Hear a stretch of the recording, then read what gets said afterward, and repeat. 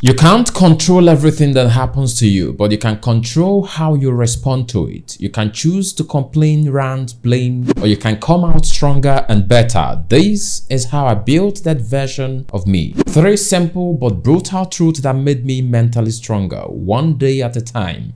And so can you. Let's get into it.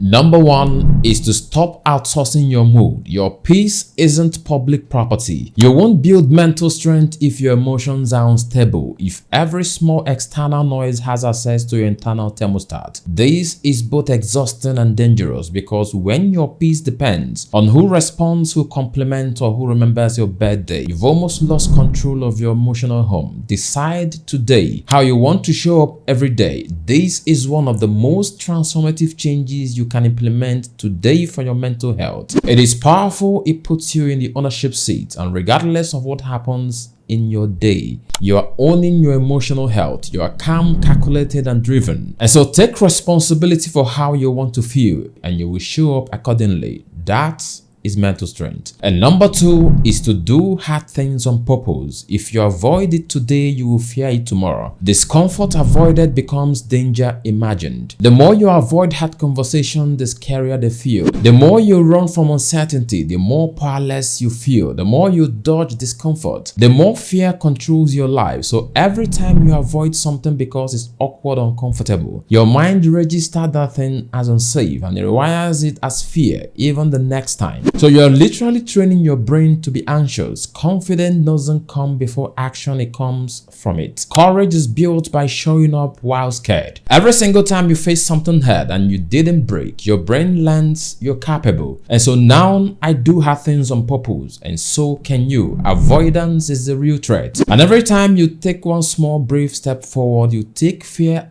off its pedestal. Number 3 is to control what you can and let the rest burn. Trying to control everything is how you stay anxious, but choosing what not to control is freedom. We spend so much of our energy trying to fix things outside of our control. The economy, what people say, who didn't call you back, what the algorithm favors. There's a lot you can control. Focus on them. And that includes your habit, your mindset, your work, and your boundaries. And I let the rest born. You don't need a new life, you need a new way of showing up in the one you already have, and that starts today. If this spoke to you, don't just watch, implement. If you're serious about growing from the inside out, follow, subscribe, and stick around. We don't do perfect here, we do real, quiet, and lasting change. Take care.